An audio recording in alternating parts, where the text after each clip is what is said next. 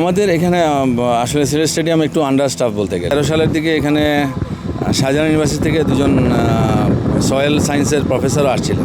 এটা তো আসলে এনএসসি করে ওইভাবে জানতে চাইনি, আমরা আমাদের মতামত দিয়েছিলাম বা আমাদের অভিজ্ঞতার আলোকে আমরা বলেছিলাম ইরোশনের কারণে, কারণ এই পাহাড়গুলো হলো একটু বালু মাটি টাইপের পাহাড়, যার কারণে একটু প্রবল বৃষ্টি হলেই আপনার মাটিটা ধসে পড়ে যাচ্ছে। ভাই আসলে সিলেটে এখন প্রচুর বৃষ্টিপাত হচ্ছে, কিন্তু তার মধ্যেও আমরা দেখছি যে গ্রিন গ্যালারির যে জায়গাগুলো সেখানে আসলে ঘাসের স্বল্পতা রয়েছে, মাটি উঠে যাচ্ছে কিংবা কিছু জায়গায় মাটি আসলে ধসে পড়ছে।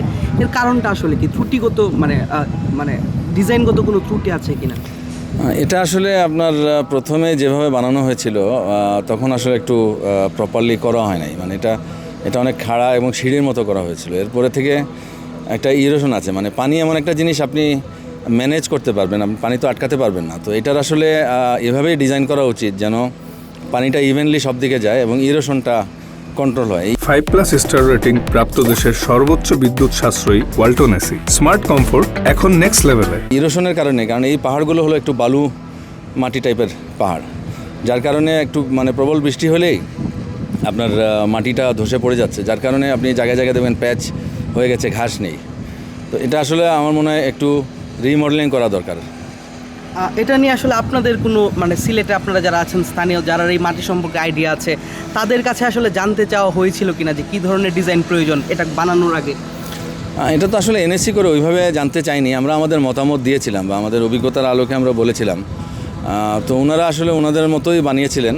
এটা আমার যতদূর মনে পড়ে 13 সালের দিকে এখানে শাহজাহান ইউনিভার্সিটি থেকে দুজন সয়েল সায়েন্সের প্রফেসরও আসছিলেন, ওনারাও পরামর্শ দিয়েছিলেন। আসলে ওইটা তখন যারা কাজ করেছেন ওটা ওনারা অ্যাকসেপ্ট করেন নাই।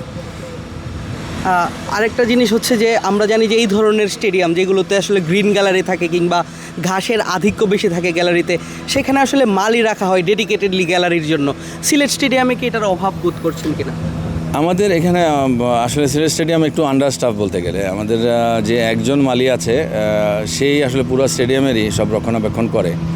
আর এই গ্রিন গ্যালারির প্রয়োজন বোধে আমাদের গ্রাউন্ডসম্যানদের সাহায্য নেওয়া হয়, বাট ওইভাবে ডেডিকেটেড বা আপনার যদি বলেন গ্রিনিং করার যে কোনো ধরনের প্রজেক্ট, ধরেন আপনি দেখবেন বিভিন্ন প্রতিষ্ঠানও আপনার একটা গ্রিনিং একটা কোম্পানির সাথে চুক্তি করে বা এক ধরনের একটা ডিজাইন থাকে ল্যান্ডস্কেপিংয়ের, এখানে আসলে ওইভাবে ল্যান্ডস্কেপিংয়ের কোনো ডিজাইন করা হয়নি। এটা করলে আসলে ভালো হবে। সিলেটের গ্যালারি নিয়ে, সিলেটের স্টেডিয়ামের সৌন্দর্য নিয়ে আসলে পুরো বিশ্বেই আলোচনা হয়। বিশ্বের সবথেকে সুন্দর স্টেডিয়ামগুলোর একটিকে ধরা হয় সিলেটকে। এই দেশের সবথেকে সুন্দর স্টেডিয়াম হওয়ার পরেও আসলে সিলেটের স্টেডিয়াম কিছুটা অবহেলিত কিনা এই ধরনের ব্যাপারগুলোতে? না, ঠিক অবহেলিত না। আপনি যদি দেখেন আপনার বাংলাদেশে যতগুলো স্টেডিয়াম আছে কম্পারেটিভলি সিলেট স্টেডিয়াম কিন্তু সবথেকে পরিষ্কার পরিচ্ছন্ন। তার মানে অবহেলা ঠিক না। আমার মনে হয় একটু পরিকল্পনাতে একটু সমস্যা আছে, পরিকল্পনাটা ঠিক হলে এই সমস্যার সমাধান হয়ে যাবে।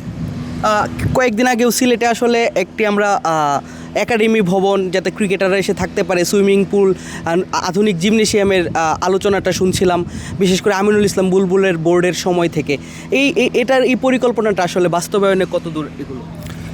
এটা আসলে আপনার রিসেন্টলি এতগুলো চেঞ্জ হয়েছে বোর্ডে। মাঝখানে বুলবুল ভাই যখন প্রেসিডেন্ট হয়েছিলেন উনি এসে এখানে একাডেমি এবং আপনি সুইমিং পুল যেটা বলছেন একটা জিম, এগুলোর সাইটগুলো উনি দেখেছেন। আমাদের একাডেমির যে সাইট আছে ওটাও দেখেছেন। কাজ শুরু হওয়ার কথা ছিল, যেহেতু বোর্ড বদল হয়ে গেছে, এখন যারা আসবেন আশা করি তারা এই পরিকল্পনাগুলো আগায় নিয়ে যাবেন। কারণ আপনার বোর্ড পরিবর্তন হতে পারে কিন্তু উন্নতির পরিকল্পনায় যেন পরিবর্তন না হয়, এটাই হলো আমাদের প্রত্যাশা।